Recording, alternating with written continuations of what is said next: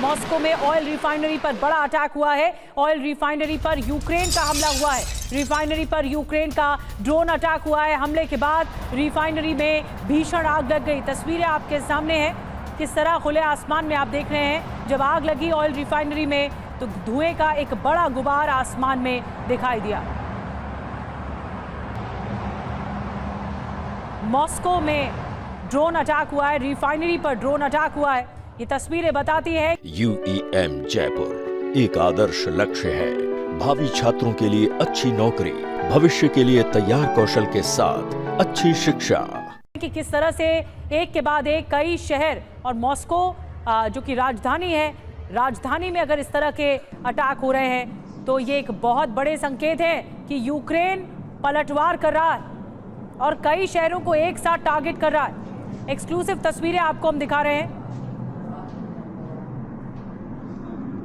देखिए, मॉस्को में drone attack की तस्वीरें हमने आपको दिखाई। ऑयल रिफाइनरी को बनाया गया है निशाना। मॉस्को के लिए यह काफी अहम थी। रूस की सेना का ईंधन सप्लायर, रूसी सैन्य उद्योग का यह हिस्सा था। ताबड़तोड़ ड्रोन अटैक किया गया, धू धू कर जल रहा है ये पूरा इलाका। ये तस्वीरों में साफ नजर आ रहा है क्योंकि ऑयल रिफाइनरी को बनाया गया है निशाना। मकसद क्या है यूक्रेन का? रूसी एनर्जी इंफ्रास्ट्रक्चर को कमजोर करना, ईंधन की सप्लाई में रुकावट डालना, अपने एनर्जी इंफ्रास्ट्रक्चर पर अटैक का बदला लेना। हमारे साथ तमाम खास मेहमान मौजूद हैं, उनसे आपका तारुफ करा दें। मेजर जनरल ब्रजेश कुमार हमारे साथ मौजूद हैं, एम्बेसडर महेश सचदेव सर हमारे साथ जुड़ रहे हैं, एयर मार्शल राजेश कुमार हमारे साथ मौजूद हैं और हमारे सहयोगी सुमित चौधरी भी हमें ज्वाइन कर चुके हैं। सुमित, पहला सवाल आपसे, मॉस्को पर एक बार फिर हुआ है हमला, बदला, उसके जवाब में बदला और उस बदले के जवाब में एक और बदला। यह सिलसिला आखिर कब तक जारी रहेगा रूस यूक्रेन के बीच?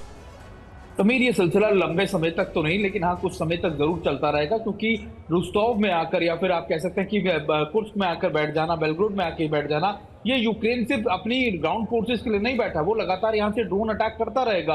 और ड्रोन एक ऐसा मैकेनिज्म है, एक ऐसा आप कह सकते हैं ऑफेंसिव है, जिसको रोक पाना किसी भी देश के लिए पूरी तरीके से बिल्कुल कायम नहीं रहता, बिल्कुल तरीके से इसको रोक नहीं पाते। और रूस ये जानता है कि आप देखें पिछले 10 दिनों में अगर यूक्रेन की तरफ से आप अटैक देखें, हर रोज करीबन 15, 16, 18 इस तरीके से ड्रोन अटैक किए जाते हैं और ज्यादातर उनका जो टारगेट होता है वो रुस्तोव, खासतौर पे बेलग्रेड, कुर्स्क और जो देखें आपकी जो उनकी आर्थिक राजधानी है उनके आसपास रहता है। और अभी हम देख रहे हैं कि ये खतरा, ये लगातार थ्रेट अब मॉस्को तक पहुंच चुका है और ये चलता रहेगा, क्योंकि देखिए एक ड्रोन एक ऐसा आप ऐसे कह सकते हैं कि हमला है, एक तरीके से ऑफेंसिव है, जिसको रोक पाना पूरी तरीके से किसी के बस की बात नहीं। लेकिन ये जरूर है कि रूस पूरी कोशिश कर रहा है कि जल्दी अपने ऑफेंसिव ऑपरेशन चलाकर अब कम से कम कुर्स्क से और बेलग्रेड से यूक्रेन की सेना को पीछे खदेड़ा जाए, क्योंकि अगर ये लंबे समय के लिए बैठ गए तो रूस से पूरे रूस के अंदर इनका जो थ्रेट है वो इसी तरीके से बना रहेगा।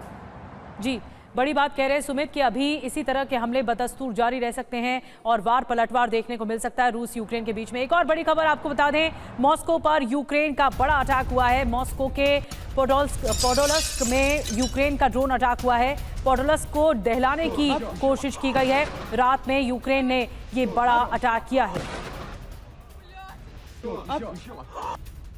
और देखिए, मॉस्को के पोडोल्स्क में धमाके की गूंज सुनाई दी। यूक्रेनी ड्रोन ने यहां पर कई हमले किए। रूस ने हमले को नाकाम करने का हालांकि दावा किया है। तो मॉस्को के अलग अलग इलाकों को कैसे बनाया गया है निशाना, और एक बार फिर यूक्रेनी ड्रोन्स रूस को दहलाने की कोशिश करते हुए नजर आए हैं। बड़े हमलों को अंजाम दिया गया है। और ज़ेलेंस्की का रूस अटैक प्लान अब आपको बताने जा रहे हैं कि खबर क्या है, क्या अटैक प्लान बनाया जा रहा है। रूस के कई शहरों पर यूक्रेन का हमला, ये प्लान का पहला हिस्सा। रूस के बड़े शहरों पर रोजाना हमले हो रहे हैं। राजधानी मॉस्को पर कई बार हमले हो रहे हैं और मॉस्को के अलग अलग हिस्सों पर अटैक किया जा रहा है। तो प्लान इसी तरह से कि ताबड़तोड़ अटैक किया जाएगा। रूस के बड़े शहरों पर रोजाना हमले किए जा रहे हैं। अलग अलग हमलों पे रणनीति बनाई जा रही है अलग अलग जगहों पर, और राजधानी मॉस्को पर कई बार हमले हुए हैं।